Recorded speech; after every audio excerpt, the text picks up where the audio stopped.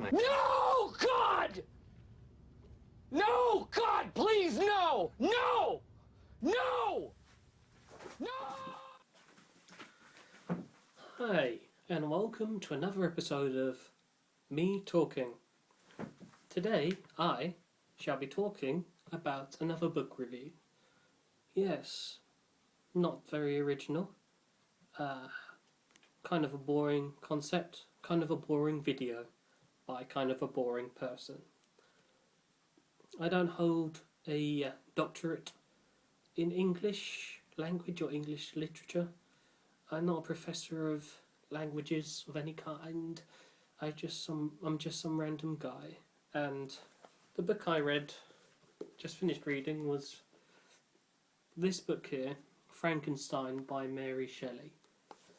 So again, I'm just some guy who likes talking, okay? I have no qualifications or special skills about English. So I'm just going to give you what I think of this, my thoughts on this book. First of all, let's just talk about the storyline. Obviously, I'm sure you're probably aware of the basic outline of what this book is probably about.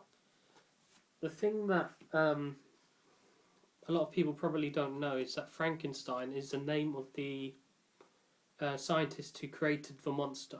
Actually, no, some people might have known that. That's not that strange. Yeah, so Victor Frankenstein is the name of the scientist who made the monster. In the book, the monster is referred to as simply. It doesn't have a name. They just refer to it as using like a descriptive words. Normally, demon or devil or wretch. So anyway, Victor Frankenstein. He's a very smart guy from a very affluent, wealthy, happy family. And then he moves abroad from Italy to Switzerland or Germany. My God, I can't remember the basic facts. And he enrolls in a university to study chemistry. And during his studies, he becomes engulfed in his personal project, and he creates the monster. Now, you probably think the monster. I can't believe I just picked my ear and looked at it. Oh. Anyway, you probably think the monster is like, like in the movies, like really stupid, doesn't talk, just kind of just walks around like a zombie, even less mobile than a zombie, just groans, grunts, that's it. But in the book, he starts off presumably like that. They don't describe him explicitly. Mary Shelley doesn't write down explicitly that he's like that, like stereotypical grunt and groan thing. But he starts off, the monster starts off by not actually knowing how to speak English, as you might imagine would be the case in real life. And then you learn that the monster he learns English, he becomes sophisticated and very elegant. Even Frankenstein says of the monster in the book that the monster is very sophisticated and eloquent. I said elegant, now I'm saying eloquent, to quote Frankenstein himself. So yeah, people think he's a monster. He's not. He's actually very, very, very, very sophisticated and intelligent. He sounds very intellectual. He's extremely emotional, and just like when you read any book, you get to know the character.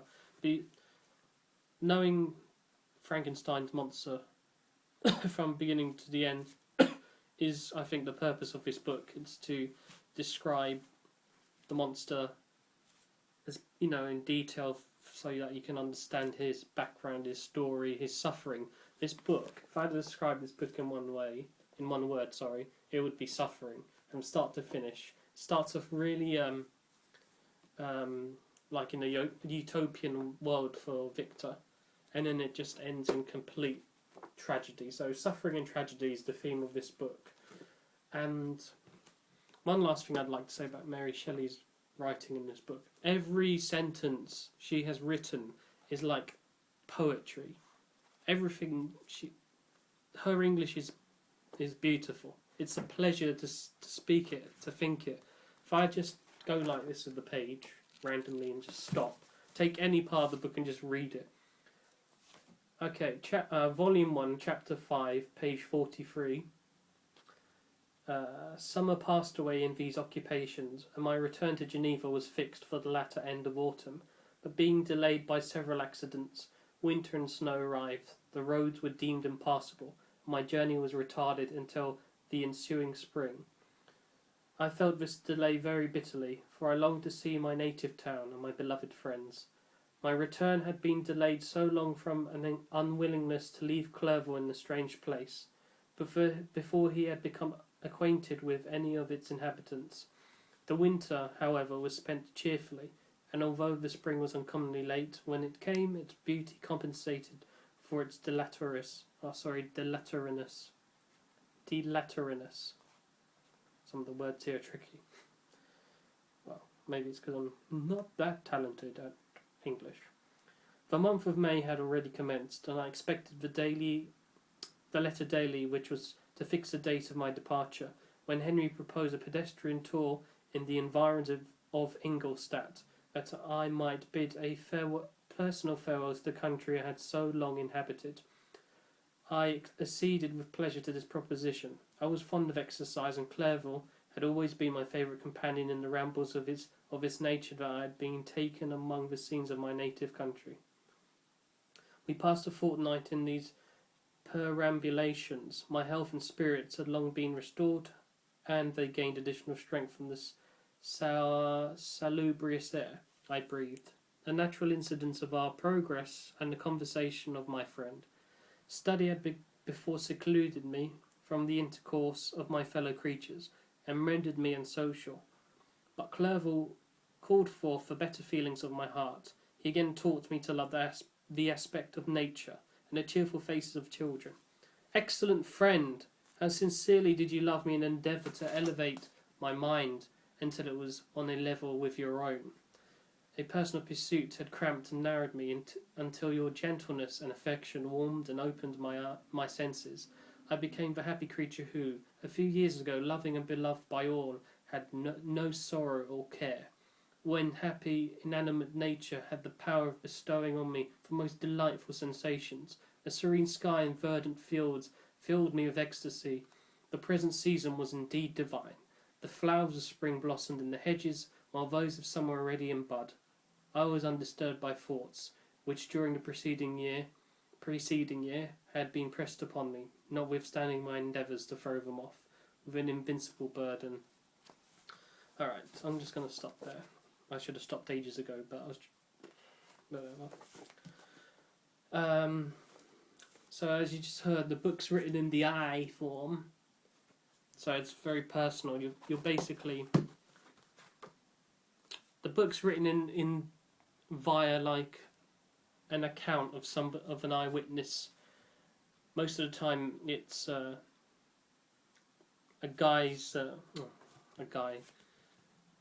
Frankenstein.